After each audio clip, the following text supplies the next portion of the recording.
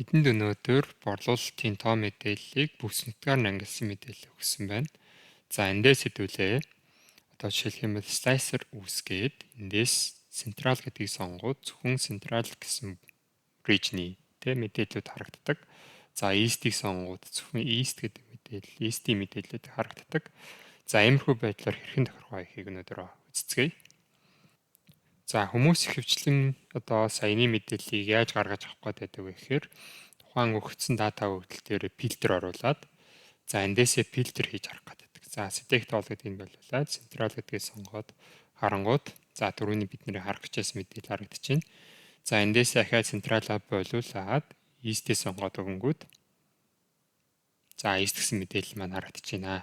За ингээд явангууд ер нь бол одоо тухайн дата мэдээллийг бид нэр гаргаад хараад явах боломжтой хэдий ч одоо төдийлөн зөв арга биш юм аа. За тэгвэл саяны slicer-ыг хэрхэн үүсгэх гэдгийг үзцгээе. За тэхийн тулд тухайн одоо мэдээллийнхээ айл нэг хэсгээр курсораа байршуулад дэлгэцэн харагдаж байгаа шорткуудыг дарна. За тэнгууд биднэрт тухайн одоо дата мэдээллийг хамарсан тейбл үүсгэх юм цонх гарч ирж байгаа. Энэ дээр окей дараад өгөнгүүд за цаанасаа юм бид нэр тейбл үүсгэж өгч байна. За тэгээд дээдлийн цэсийг харангууд энэ дээр insert slicer гэж байна. За энэ insert slicer гэдгийг сонгоод за илүүгээр нь хэдүүлээ slicer оруулж харах юм бэ гэдэг юм а харж байгаа учраас эндээс region гэдгийг сонгоод өчлөө. Окей дарлаа. За тэгэнгүүт бид нарт энэ дээр slicers маань ороод ирж байна. За энд ороод ирсэн байгааз.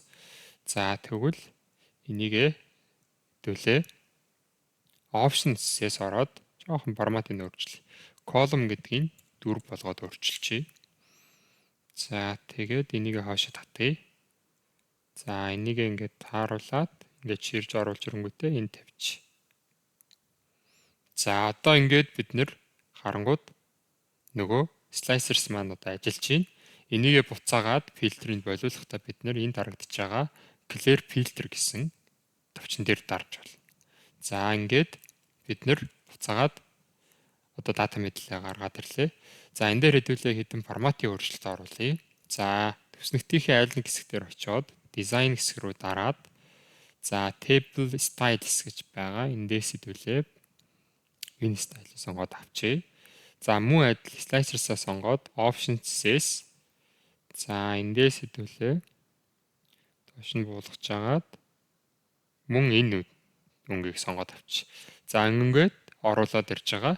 За одоо бид нэр харахад нөгөө түрүүний дата өгөгдөл маань ажиллаж байна. За одоо харин хэдүүлээ grid line-ыг алга болгоё. Тэхийн тулд дэлгэцэнд харагдаж байгаа шорткуудыг оруулна.